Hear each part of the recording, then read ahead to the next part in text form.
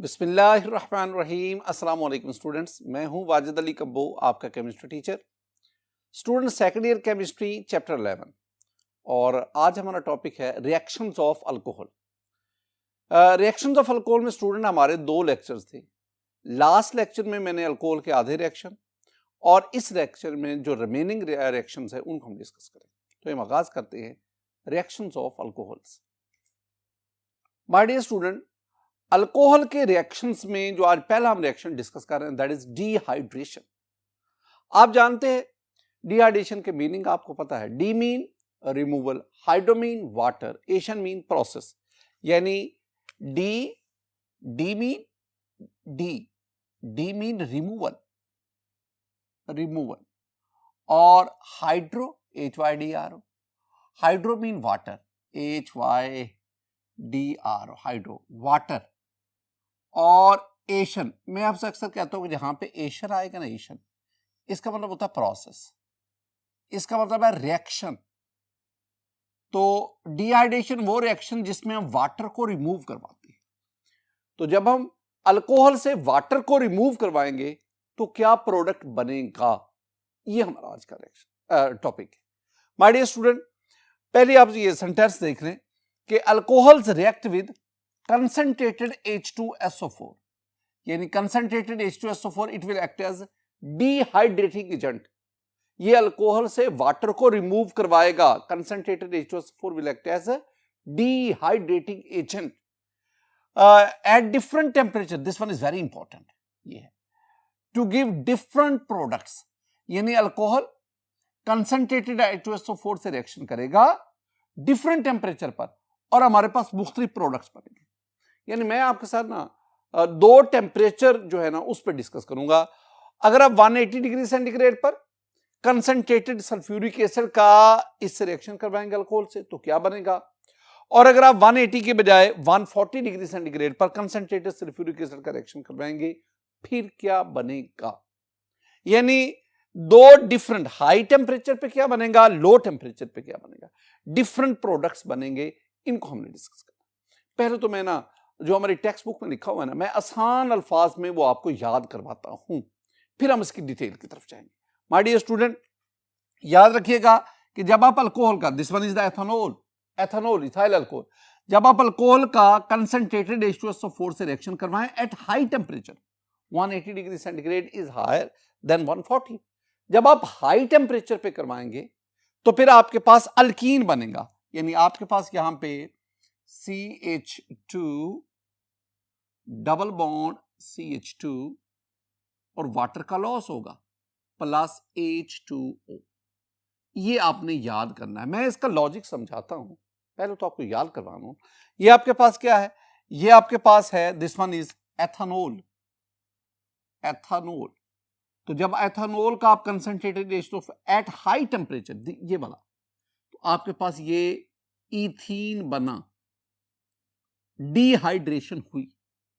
अब ना ये वाला जो रिएक्शन है ना, this one is elimination reaction. ये आपके पास इलिमिनेशन रिएक्शन है, इलिमिनेशन रिएक्शन। अब ये याद रखना है, ये इलिमिनेशन यानी अगर हाई टेम्परेचर पर अल्कोहल का कंसंट्रेटेड H2SO4 से रिएक्शन करवाएंगे, इलिमिनेशन रिएक्शन होगा। और आप जानते हैं अल्कोहल का जो इलिमिनेशन रिएक्शन, उसमें हमारे पास क्या आएगी, अल्कीन आएगा, इथीन आएगा। अगर आप एथेनॉल लेंगे तो इथीन आएगा। दूसरी चीज, जब आप कंसंट्रेटेड H2SO4 इसका अल्कोहल से रिएक्शन करवाएं at comparatively low temperature than above, इसमें आपके पास प्रोडक्ट क्या बनेगा, इसमें आपके पास प्रोडक्ट बनेगा C2H5 और इधर O and C2H5, you know this one is the ether, plus H2O। यानी आप ना ये आपने क्या लिया, ये था मेरे पास एथेनॉल के दो मॉलिक्यूल्स लिए, 2 इक्विवेलेंट ऑफ एथेनॉल्स, तो हमारे पास ये बना डाई इथाइल ईथर। मैं इसे क्या कहूंगा, मैं इसे कहूंगा this one is di ethyl ether. तो ये ईथर बना। अगर आप हाई टेम्परेचर पे अल्कीन बना, अगर आप लो टेम्परेचर लेंगे उसकी निस्बत तो आपके पास ईथर बना। ये दो बातें। ये जो ऊपर वाला रिएक्शन था, this one is elimination reaction, वो जो हम चैप्टर 10 में E1 E2 के नाम से पढ़ गए हैं। And this one is substitution reaction. Substitution reaction, ये आपके पास सब्स्टिट्यूशन रिएक्शन। कुछ लोग इसे ना कंडेंसेशन रिएक्शन भी कहते हैं, कंडेंसेशन रिएक्शन, दोनों में से जो मर्जी आप कहते हैं। तो ये सब्स्टिट्यूशन रिएक्शन, ये आपने याद करना है। और अब इसमें ना अहम पॉइंट्स की तरफ बढ़े। ये रिएक्शन कब होगा, इसका मैकेनिज्म क्या है, ये रिएक्शन कब होगा, इसका मैकेनिज्म क्या है। एक और भी चीज याद रखें, जब मैं मैकेनिज्म डिस्कस करूंगा ना, तो मैं स्टूडेंट वही बातें करूंगा जो मैंने SN1 SN2 में, जो मैंने E1 और E2 में की। तो पहले मैं आगाज करता हूं, मैं इसकी बात करता हूं, और इसको समझाते हुए ना मैं एथेनॉल की बजाय, अब एक बात याद रखना, अगर आप लेंगे 1 alcohol, I mean primary alcohol, जब आप प्राइमरी अल्कोहल लेंगे तो आपके पास ये E2 रिएक्शन होगा। लेकिन अगर आप सेकेंडरी अल्कोहल लें या आप टर्शियरी अल्कोहल लें, तो फिर मैं कहूंगा इन दोनों के केस में आपके पास रिएक्शन क्या होगा, E1 होगा। वो बीटा एलिमिनेशन रिएक्शन जो हमने चैप्टर 10 में पढ़े थे। अगर आप प्राइमरी अल्कोहल लेंगे लाइक दैट ऑफ एथेनॉल, तो फिर आप E2 रिएक्शन मैकेनिज्म को फॉलो करेंगे। लेकिन अगर आप इसके बजाय सेकेंडरी या टर्शियरी अल्कोहल लेंगे, तो फिर आप E1 रिएक्शन मैकेनिज्म उसको फॉलो करें। मैं जर्नल आपको समझा देता हूं कि रिएक्शन कैसे होता है। माय डियर स्टूडेंट, देखें, ये मेरे पास अल्कोहल है। अब अल्कोहल में ना आपने पहला काम क्या करना है, आपने इस अल्कोहल की प्रोटोनेशन करवानी है। हमारे पास एसिड है, we use the concentrated H2SO4। अब एसिड हमें H पॉजिटिव देगा। अल्कोहल का जो ऑक्सीजन है ये अपने लोन पेयर की मदद से इस H पॉजिटिव के साथ बॉन्ड बनाएगा।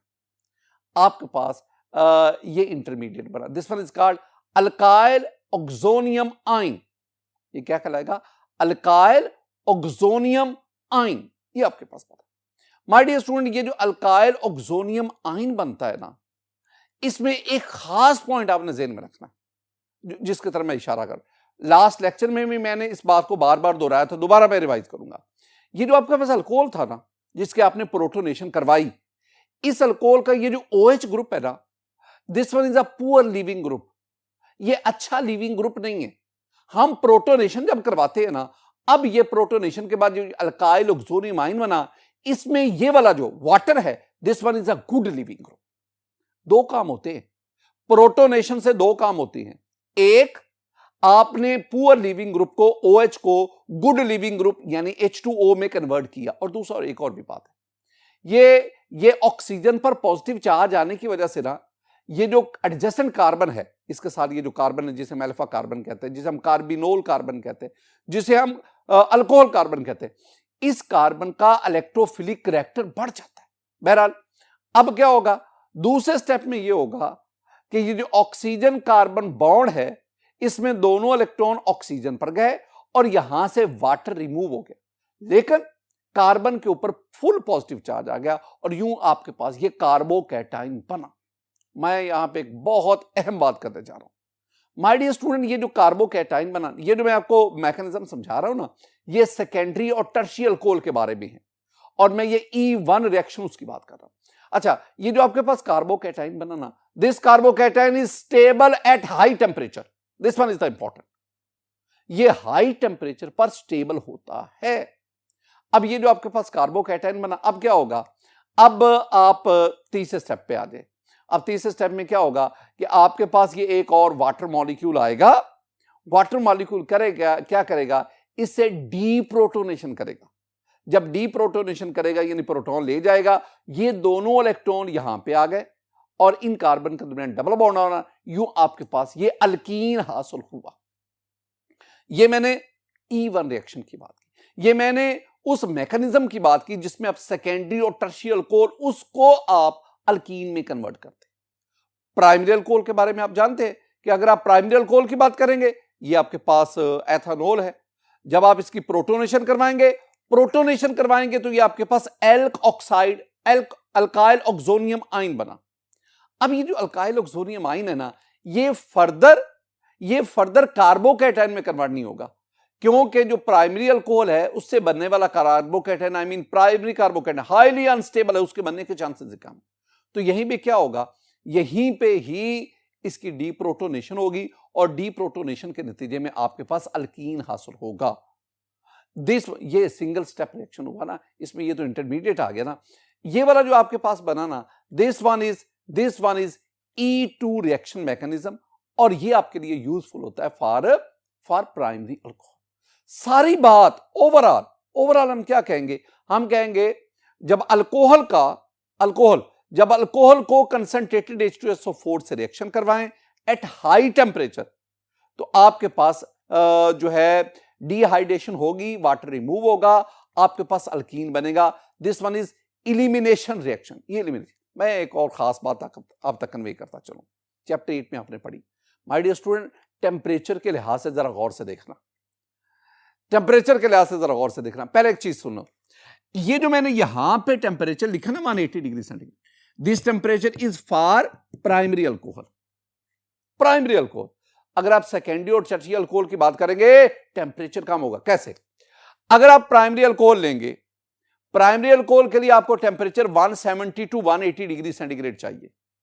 अगर आप सेकेंडरी अल्कोहल की डिहाइड्रेशन करवाएंगे जिससे अल्कीन बनेगा, आपके पास टेम्परेचर यहां पे 100 टू 140 डिग्री सेंटीग्रेड चाहिए। और अगर आप टर्शियरी अल्कोहल की डिहाइड्रेशन करवाएंगे तो यहां पे आपके पास टेम्परेचर और कम होगा, आपके पास यहां पे टेम्परेचर 25 टू 80 डिग्री सेंटीग्रेड चाहिए।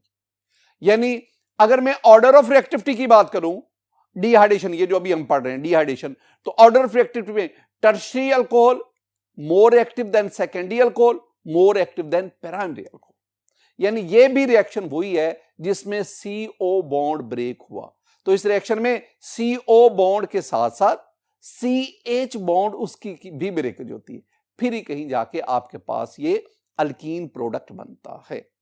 अब दूसरी तरफ आ जाए, अब हम बात करते हैं दूसरे रिएक्शन की, जिस रिएक्शन को हम कहते हैं सब्स्टिट्यूशन रिएक्शन, जो कंडेंसेशन रिएक्शन। पहले अब जनरली एक दफा रिएक्शन को तो देखें ना। माय डियर स्टूडेंट, मेरे पास ये एक इथाइल अल्कोहल का मॉलिक्यूल है, ये इथाइल अल्कोहल का दूसरा मॉलिक्यूल है। अब क्या हुआ, एक मॉलिक्यूल ने H दिया, दूसरे ने OH दिया, इसका मतलब लॉस ऑफ वाटर हुआ, डिहाइड्रेशन हुई, और इससे ये बॉन्ड इसके साथ बना और आपके पास ये ईथर बन गया। इसके लिए टेम्परेचर कम चाहिए, लो टेम्परेचर भी होता है। इसमें भी अगर आप प्राइमरी अल्कोहल की बात करेंगे तो that follows the SN2 mechanism, और आप सेकेंडरी अल्कोहल की बात करेंगे that follows the SN1 mechanism. मैं आपको जनरली ये समझा देता हूं ये रिएक्शन हुआ क्या। होता बड़ा क्या स्टूडेंट, होता ये कि आपके पास ये अल्कोहल है ना, आप उसकी प्रोटोनेशन करवाएं, बिल्कुल उसी तरह जैसे हम ऊपर वाले रिएक्शन में पढ़ के आए। जब आप अल्कोहल की प्रोटोनेशन करवाएंगे, आपके पास ये अल्काइल ऑक्सोनियम आइन बना। अब ये जो अल्काइल ऑक्सोनियम आइन बना, दूसरे स्टेप में आके मैं ये सेकेंडरी और टर्शियरी अल्कोहल की बात कर रहा हूं। अब इसमें आके क्या होगा, इसमें जब आप आएंगे तो अब ये जो न्यूक्लियोफाइल है, अब ये यहां पे अटैक करेगा। अब ये आपके पास ये एक और, आप इसमें यहां जो न्यूक्लियोफाइल आएगा that is an other alcohol molecule, तो एक और अल्कोहल मॉलिक्यूल आएगा, वो इस कार्बन के साथ बॉन्ड बनाएगा, आपके पास ये इंटरमीडिएट बनेगा, इसमें से ये लॉस होगा और यूं आपके पास ये ईथर बनेगा। अब इसमें ये एक पैटर्न है, लेकिन अगर आप प्राइमरी अल्कोहल की बात करेंगे definitely then we have to follow the SN2 mechanism. मैंने जितनी बातें आपको समझाई ना, मैं उसको समराइज करना चाहता हूं। माय डियर स्टूडेंट, मैं आपसे ये कहूंगा कि alcohols upon acidic dehydration gives 2 type of reactions. Number 1, पहला reaction elimination reaction, ah unimolecular dehydration. इसमें आपके पास ये इथाइल अल्कोहल है, concentrated H2SO4, high temperature 180 degree centigrade, you get the alkene ethene plus water. दूसरा आपके पास क्या है, substitution reaction. Substitution reaction bimolecular dehydration. ऊपर वाला यूनिमोलेकुलर डिहाइड्रेशन, ये क्या है, बाइमोलेकुलर डिहाइड्रेशन। और इसमें आपने 2 अल्कोहल के मॉलिक्यूल लिए, कंसंट्रेटेड H2SO4, टेम्परेचर कम रखा 140 डिग्री सेल्सियस, और यूं आपके पास ये ईथर बना। अगर आप इथाइल अल्कोहल है तो डाई इथाइल ईथर बना plus water. My dear student, ये था आज का पहला रिएक्शन जिसे हमने डिहाइड्रेशन कहा। अब दूसरे रिएक्शन की तरफ बढ़ते हैं। माय डियर स्टूडेंट, दूसरे रिएक्शन में आपके पास reaction of alcohols with phosphorus halide. क्या मतलब फास्फोरस? फास्फोरस हैलाइड से मेरी मुराद है PCl3 phosphorus trichloride, PBr3 phosphorus tribromide, PCl5 phosphorus pentachloride. इनका अल्कोहल के साथ रिएक्शन। मैं आपको एक चीज याद करवाना चाहता हूं, जरा देखें माय डियर स्टूडेंट। जो अल्कोहल्स है ना, वो हाइड्रोजन हैलाइड से, आई मीन HX, जिसमें आपके पास HCl HBr H आई है, हाइड्रोजन हैलाइड से रिएक्शन करेंगे, अल्काइल हैलाइड बनेंगे। दूसरी बात, अल्कोहल जो है वो फास्फोरस ट्राई हैलाइड से रिएक्शन करेंगे, आई मीन PCl3 या PBr3, आपके पास अल्काइल हैलाइड बनेंगे। अल्कोहल जो है वो फास्फोरस पेंटाक्लोराइड के साथ रिएक्शन करेंगे, आपके पास अल्काइल हैलाइड बनेंगे। अल्कोहल जो है वो थायोनाइल क्लोराइड से रिएक्शन करेंगे, आपके पास अल्कोहल बनेंगे। इसका मतलब है आपके पास अल्काइल हैलाइड बनेगा। इसका मतलब क्या हुआ? अल्कोहल्स आपके पास हाइड्रोजन हैलाइड के साथ, फास्फोरस ट्राई हैलाइड के साथ, फास्फोरस पेंटा हैलाइड के साथ और थायोनाइल क्लोराइड, इन चारों रिएजेंट के साथ रिएक्शन करके अल्कोहल जो है वो आपको अल्काइल हैलाइड देते हैं। इनमें से मैं 2 रिएक्शन का जिक्र करता हूं। देखें, इथाइल अल्कोहल प्लस PCl3। देखो 3 क्लोरीन है, लिहाजा आपको ये इथाइल अल्कोहल के 3 मॉलिक्यूल लेने पड़ेंगे।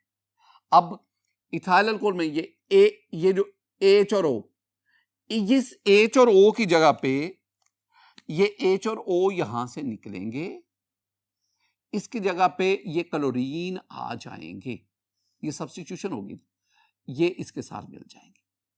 अब ये देखें, आपके पास 3 है ना, तो 3 C2H5, 3 इथाइल आ गए, और इधर क्लोरीन भी कितने 3 है, तो वो 3 क्लोरीन इसके साथ मिल गए, ये बन गया ethyl chloride. This one is an alkyl halide. अब ये फास्फोरस 1 है, हाइड्रोजन 3 है, ऑक्सीजन 3 है। जब हाइड्रोजन 3 है तो हम इसे लिखते हैं H3, एक फास्फोरस है P, ऑक्सीजन कितने 3, तो O3, H3PO3 फास्फोरस एसिड। आप ना इस फास्फोरस एसिड को यूं भी लिख सकते हैं POH टेकन थ्राइस, ये इस तरह भी लिख लें फास्फोरस, ये फास्फोरस एसिड, बिल्कुल इस तरह। अगर आप इसका इससे रिएक्शन करवाएं, अब आप इसमें देखें, मैंने करना वही है, ये जो H है ना, ये एक Cl के साथ मिलेगा तो क्या बना देगा, एक के साथ मिलेगा तो ये बना देगा HCl। अच्छा, दूसरी बात, अब ये इथाइल C2H5, ये एक क्लोरीन ले लेगा, 5 में से 4 रहेगा ना, एक तो HCl के साथ मिल गया, 4 में से एक क्लोरीन इसके साथ आ गया। अब ये, अब बाकी यहां पे 3 क्लोरीन रह गए, P रह गया, O रह गया और 3 क्लोरीन, तो आप कहेंगे POCl3। अब आप इसमें देख लें, ये आपके पास फास्फोरस ट्राइक्लोराइड, ये आपके पास फास्फोरस पेंटाक्लोराइड, दोनों अल्कोहल के साथ, these are alcohols, ethyl alcohol. आपके पास ये प्रोडक्ट मान रहे, ये प्रोडक्ट क्या है, this one is alkyl halide, ये आपके पास alkyl halide. My dear student, हम आगे बढ़ते हैं। The very important reaction, very important topic, and that is Lucas test. मैं कह देता हूं कि this one is V raised power infinity important, बहुत बहुत अहम है। ल्यूकस टेस्ट है क्या? पहले एक सेंटेंस पढ़ते हैं ना, फिर हम ल्यूकस टेस्ट की तरफ आते हैं। Primary, secondary and tertiary alcohols, वो जो मोनोआइडिक अल्कोहल थे 3 किस्म के, प्राइमरी, सेकेंडरी, टर्शरी, तो ये जो तीनों किस्म के अल्कोहल हैं आर आइडेंटिफाइड एंड डिस्टिंग्विश्ड। ये 2 बातें आ गई, आइडेंटिफाइड एंड डिस्टिंग्विश्ड, यानी अगर आप अल्कोहल को किसी और से पहचानना चाहते हैं तो आप ल्यूकस टेस्ट, और अगर आप तीनों किस्म के अल्कोहल आपके पास है, आपके पास इथाइल आपके प्राइमरी भी है, सेकेंडरी भी है, टर्शियरी भी है, तीनों किस्म के अल्कोहल्स को अगर आप आपस में डिस्टिंग्विश करना चाहते हैं तो आप किसकी मदद लेंगे? Lucas test. तो primary, secondary and tertiary alcohols are identified and distinguished by reacting them with concentrated HCl in anhydrous zinc chloride। ये इंपॉर्टेंट है, concentrated HCl in anhydrous zinc chloride। My dear student, ये जो दो चीजें है ना, consent और इन दोनों को हम कहते हैं दीज आर ल्यूकस रीएजेंट। अगर आपसे कहें ना कि व्हाट इज ल्यूकस रीएजेंट, तो आप कहें a mixture of concentrated HCl in anhydrous zinc chloride. Concentrated HCl का एनहाइड्रस जिंक क्लोराइड में मिक्सचर जो है, उस मिक्सचर को हम कहते हैं ल्यूकस रीएजेंट। ये मैंने बार बार यूज करना है। This reaction is called Lucas test. तो पहले हम क्या कहेंगे, क्या हम क्या कह रहे हैं, अल्कोहल्स प्राइमरी, सेकेंडरी, टर्शियरी, जब उनका ल्यूकस रीएजेंट से रिएक्शन करवाते हैं, इस ल्यूकस रीएजेंट की मदद से हम उनको डिस्टिंग्विश करते हैं। जब डिस्टिंग्विश करते हैं तो this test is called the Lucas test. कैसे होता है, पहले तो ये जरूरत समझे ना, यानी यहां पे जो हमारे पास अभी तक आते हैं ना, वो अल्कोहल्स आ गए, ल्यूकस रीएजेंट आ गया, और इस टेस्ट की मदद से हम अल्कोहल को आइडेंटिफाई और डिस्टिंग्विश करते हैं। ये इतनी बात होगी। और ल्यूकस रीएजेंट है क्या? A mixture of concentrated HCl in anhydrous zinc chloride, उसको हम ल्यूकस रीएजेंट कहते हैं। हम आगे बढ़ते हैं। माय डियर स्टूडेंट, एक सेंटेंस जरा देखना। In Lucas test alcohols are converted into corresponding alkyl halide, यानी अल्कोहल्स ल्यूकस रीएजेंट से रिएक्शन करेंगे, अल्काइल हैलाइड बनेंगे। Alkyl halide, alkyl halides are synthetic compound, ये नेचुरली एग्जिस्ट नहीं करते। They most of the alkyl halide are insoluble in water, so they form oily layer over. ऐसे लगता है जैसे पानी के ऊपर ऑयल है, तेल की तरह ये पानी के ऊपर तैरते, इनसॉल्युबल इन वाटर होने की वजह से। तो अल्काइल, अब ना तीन किस्म के आपके पास आ गए, primary alcohol, secondary alcohol, tertiary alcohol. My dear student, ये जो अल्कोहल्स हैं, ये ल्यूकस रीएजेंट के साथ कैसे रिएक्शन देते हैं, वजह क्या है, पहले मैं आपको ना सारे टेस्ट समझाना चाहता हूं, सारी बातें बताना चाहता हूं, फिर ये जो आपकी टेक्स्ट बुक में लिखा हुआ है इसको हम एंड पे पढ़ लेंगे। जरा देखें माय डियर स्टूडेंट, मेरे पास ना मैं ये आपको ना ल्यूकस टेस्ट ये परफॉर्म करके देता हूं। मेरे पास क्या है, मेरे पास ना ये प्राइमरी, सेकेंडरी और टर्शियरी अल्कोहल्स हैं। मेरे पास ये ल्यूकस रीएजेंट है। Lucas reagent mean a mixture of concentrated HCl in anhydrous zinc chloride, ये मेरे पास है। अब ना मेरे पास ये ड्रॉपर भी है। अब मैंने काम क्या किया, मैंने काम ये किया कि मैंने ना ये ल्यूकस रीएजेंट लेकर पहले ये वाली जो टेस्ट ट्यूब है जिसमें टर्शियरी अल्कोहल है, इसमें इसको डाला, अच्छी तरह हिलाया। हिलाने के बाद इसको मैंने देखा तो इसके अंदर ये एक टर्बड सॉल्यूशन सा बन गया, और फिर जरा गौर से देखा तो पता चला ये एक हीट्रोजीनियस मिक्सचर बन गया, जिसमें नीचे वाटर है और वाटर के ऊपर ये एक ऑयली लेयर है, और ये रिएक्शन इमीडिएटली हो गया। अगर जिंक क्लोराइड किसी अल्कोहल से रिएक्शन करके इमीडिएटली ऑयली लेयर बना, ये लफ्ज इमीडिएटली पे गौर करना है, अगर इमीडिएटली ऑयली लेयर बनाएगा तो वो जो अल्कोहल होगा वो टर्शियरी अल्कोहल होगा।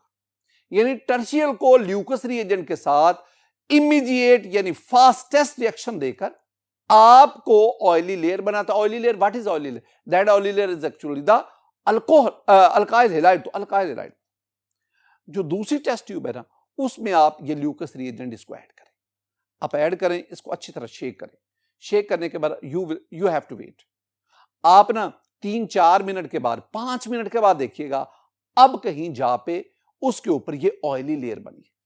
इसका मतलब है अगर कोई अल्कोहल ल्यूकस रीएजेंट के साथ रिएक्शन करके 5 से 10 मिनट में, 5 मिनट से ज्यादा ही टाइम लग जाता है, 5 से 10 मिनट के अंदर ऑयली लेयर बनाए, that alcohol is secondary alcohol. Tertiary alcohol ने क्या किया था? इमीडिएटली ऑयली लेयर बनाई थी। सेकेंडरी अल्कोहल क्या कर रहा है? ऑयली लेयर बना रहा है upon reacting with Lucas reagent, but after 5 to 10 minutes. तीसरी चीज, ये आपके पास ये तीसरा अल्कोहल पड़ा हुआ है, इसमें ल्यूकस रीएजेंट ऐड करें। 2 मिनट 3 मिनट टाइम गुजरता है, कोई ऑयली लेयर नहीं बनी। 10 मिनट से ज्यादा टाइम हो गया, कोई ऑयली लेयर नहीं बनी। बाज दफा तो कई दिन गुजर जाते।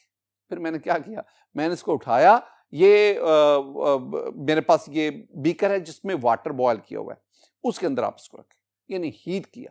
हीट करने पर देखा अब इसमें ऑयली लेयर, यानी वो अल्कोहल जो ल्यूकस रिएजेंट से रिएक्शन करता है upon heating and form the oily layer of alkyl halide, that is primary alcohol. यानी अगर मैं order of reactivity of alcohol कहूं with Lucas reagent to form the oily layer, तो tertiary alcohol immediately, secondary alcohol 5 to 10 minutes, मैं ये reaction rate बता रहा हूं, और primary alcohol that upon heating form the oily layer. ये जो रिएक्शन रेट है, इसमें ये जो वेरिएशन है, this variation help us to distinguish the primary, secondary and tertiary को, और यही हमें मदद देता है इसी के। अच्छा, अब एक और बात, ये रिएक्शन का मैकेनिज्म क्या है, असल बात है ये समझने वाली। This one is the chemistry. Student, ये मेरे पास ना अल्कोहल है। अब जरा गौर से देखें, हमने काम क्या करना है, हमने वही स्ट्रेटजी यूज करनी है जो पिछले रिएक्शन में हमने पढ़ी। वो भला क्या है, अल्कोहल में ये जो OH है ना, मैं इस OH की जगह पे हेलोजन एटम लाना चाहता हूं, मैं क्लोरीन, ब्रोमीन या आयोडीन, मैं सब्स्टिट्यूशन करना चाहता हूं। यहां एक प्रॉब्लम है, ये जो OH ग्रुप है ना स्टूडेंट, ये OH ग्रुप ये गुड लीविंग ग्रुप नहीं है। इसका मतलब ये होता है कि ये OH आसानी से अल्कोहल को नहीं छोड़ता। अगर, और इसी तरह अगर आप इसके ऊपर आयोडाइड, ब्रोमाइड या क्लोराइड लाना चाहते हैं, तो वो कभी भी इस कार्बन के साथ, जिसके साथ OH लगा हुआ है, अल्फा कार्बन, उसके साथ वो कभी भी अटैच नहीं होगा। रिएक्शन अगर होगा भी तो बहुत ज्यादा टाइम लगेगा। मैं क्या करता हूं, मैं काम ये करता हूं, मैं क्लोराइड आयन उसको यहां लाना चाहता हूं। एक बात याद रखना, this chloride is weak nucleophile as compare to bromide and iodide. ये जो क्लोराइड है, ये ब्रोमाइड और आयोडाइड की निस्बत वीक न्यूक्लियोफाइल है। क्यों? क्योंकि इसका साइज छोटा है, पोलराइजेबिलिटी कम है। तो due to small size and less polarisability, chloride ion is weakly nucleophile, इसकी न्यूक्लियोफिलिसिटी कम है। इसका मतलब वीक न्यूक्लियोफाइल होगा, ये तो कभी भी इस कार्बन पर अटैक करके OH को नहीं निकाल सकेगा। तो फिर हम क्या करें, हम काम ये करते हैं, हम ना जैसे हमने पहले प्रोटोनेशन करवाई थी ना, अब यहां पे हम एक लीवस एसिड इस्तेमाल करते हैं, और वो लीवस एसिड हम लेते हैं ZnCl2, जिंक क्लोराइड। ये जिंक क्लोराइड बिल्कुल वैसा ही बिहेव करेगा जैसा आपने प्रोटोनेशन में H पॉजिटिव को देखा था। अब ये जिंक क्लोराइड क्या करेगा, ये जिंक क्लोराइड इस ऑक्सीजन के लोन पेयर के साथ ये बॉन्ड बना लेगा, कोऑर्डिनेट कोवलेंट बॉन्ड। आपके पास ये इंटरमीडिएट बना। अब जब ये इंटरमीडिएट बनेगा ना, अब अगर ये प्राइमरी अल्कोहल हुआ तो अब क्या होगा, अब ये होगा जब ये क्लोराइड आयन यहां पे अटैक करेगा इस कार्बन पे, अल्फा कार्बन पे, ये दोनों इलेक्ट्रॉन इसकी तरफ, तो ये यहां पे लीव कर जाएंगे। याद रखना एक बात, ये जिंक क्लोराइड ऑक्सीजन के साथ मिलकर ये जो कॉम्प्लेक्स स्ट्रक्चर बनाता है ना, इसमें ये OH ग्रुप को प्रोटोनेशन की निस्बत ज्यादा अच्छा, ज्यादा बेहतरीन लिविंग ग्रुप बनाता है। अगर आप जिंक क्लोराइड इस्तेमाल नहीं ना करेंगे, OH इसको नहीं छोड़ेगा, और अगर नहीं छोड़ेगा तो फिर आप क्लोराइड आयन को इसमें ऐड करवा कर अल्काइल हैलाइड ने, तो फिर आपने क्या किया, क्लोराइड आयन का यूज किया, ये बॉन्ड यहां से टूटा, आपके पास ये अलग हो गया, लिविंग ग्रुप अलग हो गया, और यूं क्लोरीन इस कार्बन के साथ बॉन्ड बना के आपके पास अल्काइल हैलाइड। अब अगर आप देखेंगे तो प्राइमरी, सेकेंडरी, टर्शियल अल्कोहल जो है ना, वो HCl के साथ बगैर जिंक क्लोराइड के रिएक्शन दे देता। टर्शियल अल्कोहल इज हाईली रिएक्टिव। किस केस में, जहां पे CO बॉन्ड ब्रेक होता है ना, वहां पे टर्शियल अल्कोहल जो है वो हाईली रिएक्टिव होता है। तो वहां पे जिंक क्लोराइड की कोई खास जरूरत नहीं होती, हम डाल देते हैं, ल्यूकस रिएजेंट डाल देते हैं, लेकिन सेकेंडरी उसमें थोड़ी सी जरूरत पड़ती। प्राइमरी वो तो तब तक रिएक्शन ही नहीं देता जब तक आप जिंक क्लोराइड को HCl के साथ मिक्स नहीं करें। माय डियर स्टूडेंट, ये मेरे पास था ल्यूकस रिएक्शन या ल्यूकस टेस्ट। अब हमारी टेक्स्ट बुक में क्या जितनी मैंने बातें की लिखी आपको बताई है ना, जरा उनको हम यहाँ पे अरेंज कर देते हैं। My dear student, primary alcohol के बारे में क्या मैंने कहा कि primary alcohol, one not alcohol, primary alcohol form an oily layer with Lucas reagent on heating, असल लफ्ज है ऑन हीटिंग। तो आपके पास ये एक प्राइमरी अल्कोहल है, this one is 1 not alcohol. ये क्या है, ये क्या है, ये इतना, this one is Lucas reagent. अच्छा, तो मैंने क्या कहा, ये इसके साथ रिएक्शन करेगा अपॉन हीटिंग, एरो के नीचे आप हीट कहेंगे। आपके पास प्रोडक्ट क्या बनेगा, वेरी सिंपल। प्रोडक्ट में स्टूडेंट HOH के साथ मिला वाटर बन गया और OH की जगह पे Cl आ गया, तो RCH2Cl प्लस H2। अब ये वाला जो है ना, ये अल्काइल हैलाइड है, this one is alkyl halide, it has oily nature, ये वाटर के ऊपर फ्लोट करता है। Secondary alcohol forms an oily layer within 5 to 10 minutes, ये इंपॉर्टेंट है। ये आपके पास क्या है, ये सेकेंडरी अल्कोहल है।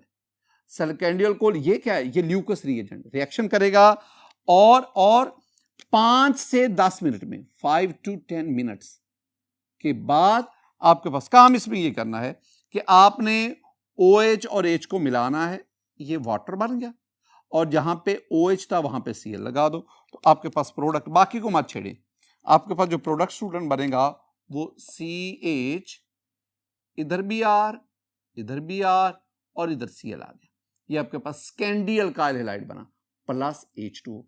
बिल्कुल इसी तरह ये आपके पास क्या है, this one is tertiary alcohol, ये क्या है, this one is Lucas reagent.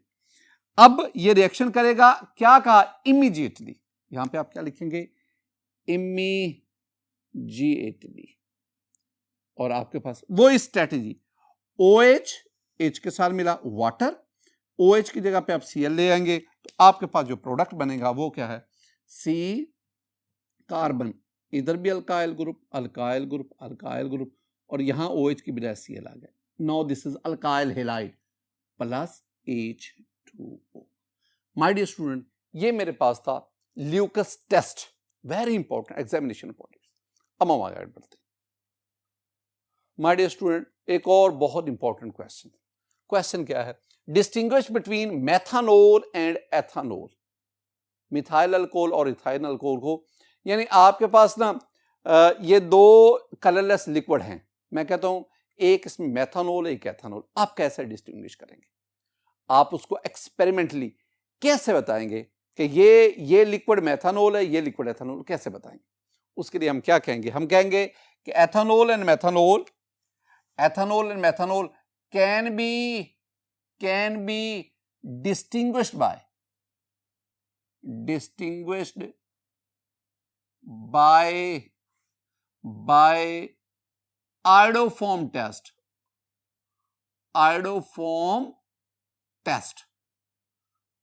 और भी कई टेस्ट हैं लेकिन मैं सिर्फ इसकी तरफ आता हूं। तो आप एथेनॉल और मेथानॉल को आयोडोफॉर्म टेस्ट से डिस्टिंग्विश करना। अच्छा, ये आयोडोफॉर्म क्या है जरा देखना स्टूडेंट, मेरे पास ना ये है haloform CH3, this one is haloform. Haloform मैं 4 आपके साथ शेयर करता हूं।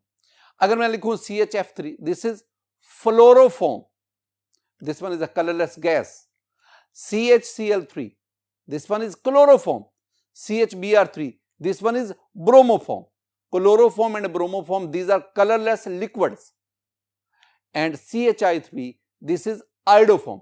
अब आप इसका मॉलिक्यूलर फॉर्मूला देखो, CHI3, this one is iodoform, and iodoform is bright yellow crystals. This one is the solid, this one bright yellow solid, crystalline solid, this one is iodoform. अब होता भला क्या है, मैं अल्कोहल की बात करता हूं। माय डियर स्टूडेंट, अल्कोहल्स में ऐसे अल्कोहल जिसमें इस कार्बन पर ये OH इस कार्बन से अटैच है, this carbon is called the, 3 में नाम आपको बार बार बताता हूं, this is called alpha carbon, this is called carbinol carbon, this one is called alcohol carbon. अगर किसी ये गौर से बात को सुनना है, अगर किसी अल्कोहल में इस अल्फा कार्बन पर एक मिथाइल ग्रुप होगा, एटलीस्ट एक मिथाइल ग्रुप, एटलीस्ट एक, तो that alcohol will show the iodoform reaction. अब आपके पास 2 अल्कोहल है, एक आपके पास है मैथानोल, एक आपके पास एथानोल है। अब मैथानोल में देखें, ये कार्बन जिसके साथ OH लगा, this one is alpha carbon, carbinol carbon, alcohol carbon. अब इसके साथ तीनों हाइड्रोजन है, कोई मिथाइल ग्रुप नहीं है। इसका मतलब है ये methanol it does not give positive iodoform test. Ethanol की बात करें जिसे मिथाइल अल्कोहल कहते हैं, ये OH इस कार्बन से attach, this is alpha carbon, इस कार्बन पर 2 हाइड्रोजन लगे हुए हैं, एक मिथाइल ग्रुप है।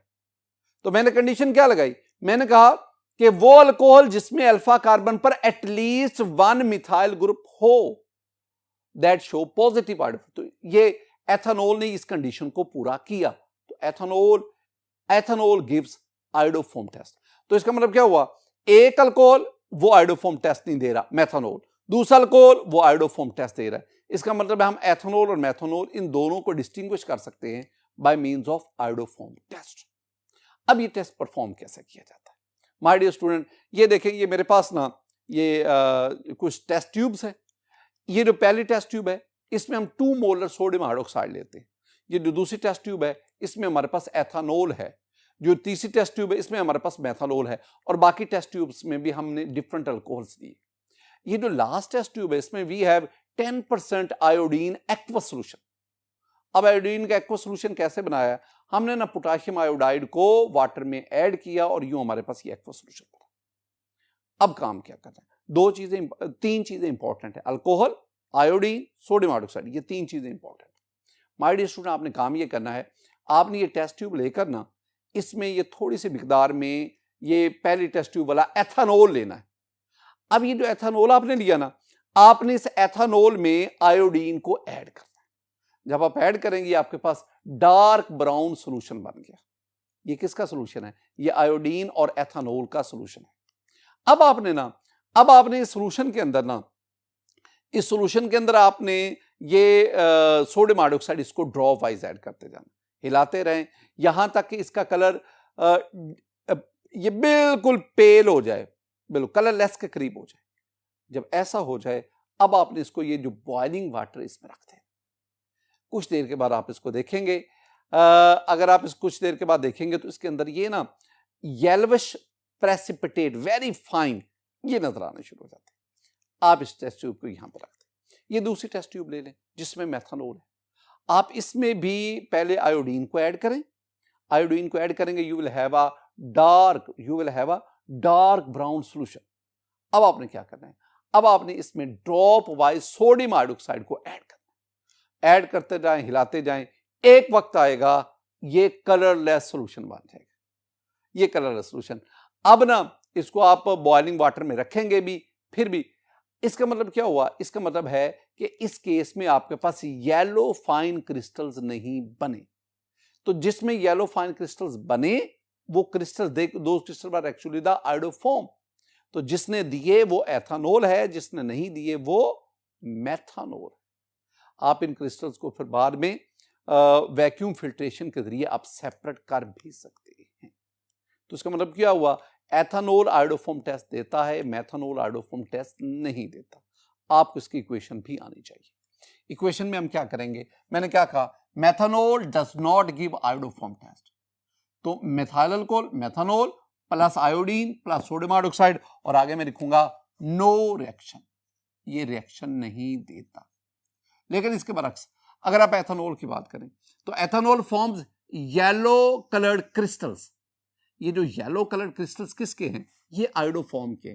कब, when treated with iodine in the presence of sodium hydroxide.